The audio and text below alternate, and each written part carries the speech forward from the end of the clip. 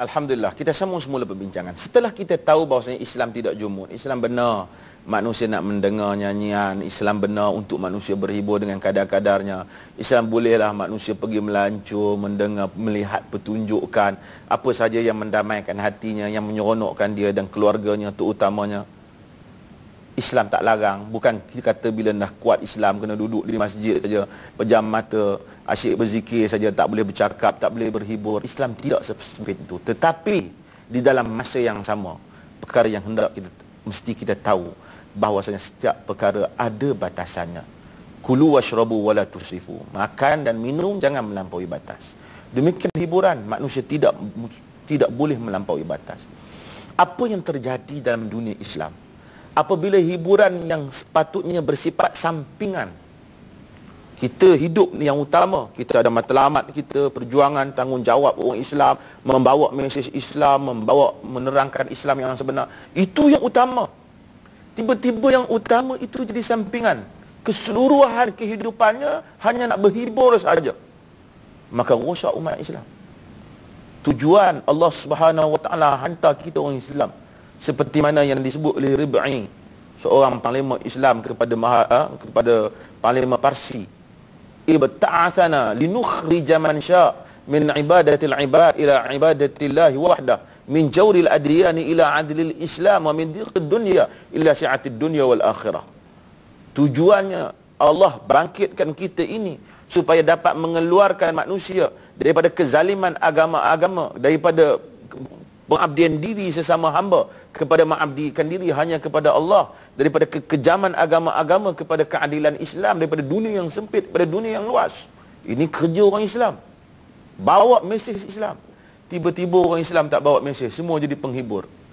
Di kerja dia menyanyi 24 jam, kerja nak berseronok suka 24 jam.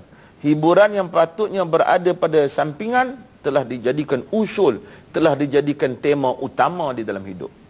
Sehingga anak-anak muda celek mata kerja nak berhibur. Cari duit sikit, semuanya belanja kepada hiburan. Malam semua, sehingga seakan-akan tidak ada matlamat dalam kehidupan. Ini yang mendukacitakan kita.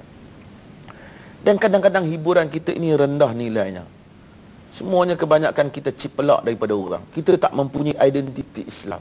Kalau tadi Nabi SAW tahfiz, Nabi kata da'i, tinggalkan, da'i hadhihi wa quli ma kuntil ladzi taqulin, tinggalkan ini, cakap apa yang kau cakap sebelum ini. Kita tak tahfiz kadang-kadang, datang daripada barat, apa saja rancangan yang realiti yang dibuat di barat, kita buat di tempat kita. Kita tiru acuan dia, gaya kita pun gaya dia. Apa yang artis dia buat, itulah yang artis kita buat. Kalau dia tunjuk pusat, kita tunjuk pusat. Kalau dia pakai subang 3, kita pakai subang 3. Kalau dia bertindik di hidung, kita bertindik di hidung. Sehingga kita tidak dapat mempunyai identiti sendiri. Dan kita menjadi bangsa yang rendah. Kita meniru akhlak-akhlak yang buruk. Kita gagal. Kita dalam dunia barat ini, masalahnya orang Islam, dia hanya dapat meniru artis barat ini, tapi dia tidak dapat meniru teknologi barat. Kita pergi ke negeri Arab yang kadang-kadang tak maju ke depan pun. Apa macam mana artis barat, betul pakaiannya, gayanya semua dapat tiru. Tapi teknologi yang ada di barat, kecanggihan angkatan senjatanya, teknologinya, pembinaan tamadun yang telah dia buat dari segi teknologi kebendaan moden, tak dapat pun kita tiru. Kita mengambil perkara-perkara yang negatif dan kita meninggalkan perkara-perkara yang positif yang sepatutnya kita tiru. Ini hasil daripada apabila kita berlebihan di dalam hiburan. Dan saya ingin menyebut hal ini kerana perkara ini penting, bukan kerana kita anti hiburan. Islam tak anti hiburan seperti mana yang saya sebut tadi. Tapi bagaimana kita nak menapis hiburan ini supaya ia terarah, ada matlamatnya, ada hala tujunya. Kadang-kadang dalam satu nyanyian, lirik tidak ada matlamat. Oleh kerana orang barat tu menjerit dan gendangnya lebih kuat daripada liriknya, dan jeritannya itu kadang-kadang tak tahu apa, kita pun tiru style lagu dia, kita pun menjerit. Bila kita tanya apa yang dia kata, kita pun tak tahu. Apa yang dibuat oleh artis barat, kita pun buat. Kalau dia pun ada cerita artis barat ni terkenal dengan skandal itu dan segini, kita pun nak kena ada artis, kita pun nak kena ada gosip-gosip liar ni. Kerana dengan gosip-gosip liar itulah maka nama-nama artis ni lebih akan popular. Dan ini berlaku dalam masyarakat kita amat menduka citakan kerana kita tidak tahu apakah matlamat hiburan dalam Islam. Dalam Islam hiburan diizinkan, tetapi ia sampingan, ia bukan matlamat utama dalam kehidupan. Dan mudah-mudahan bila kita faham kepada matlamat ini, kita akan membetulkan cara hidup kita. Dan juga pihak-pihak penyiaran ini kena jelas, kita boleh berhibur tetapi dalam masa yang sama kita mesti memberikan pendidikan pada rakyat. Akhirnya jika kita tidak memberikan pendidikan pada rakyat, kita sedang menerima padah pada hari ini. Dan insya-Allah saya akan sambung tentang padah yang dihadapi dalam rakyat negara ini apabila hiburan kita terbabas daripada matlamat. InsyaAllah kita sambung selepas.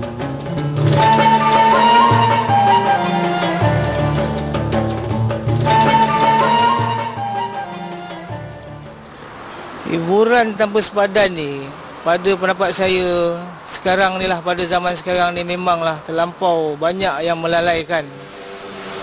Contohnya yang dapat kita tengok dalam TV, terlalu banyak rancangan-rancangan yang melalaikan anak-anak artis sebagai role model.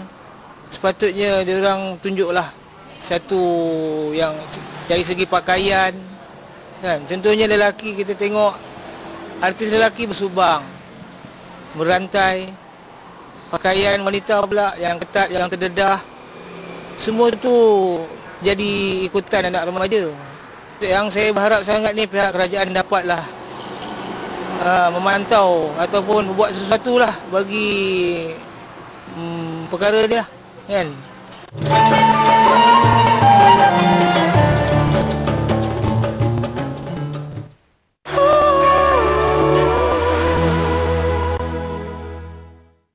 Isnin dalam Pesona Oasis.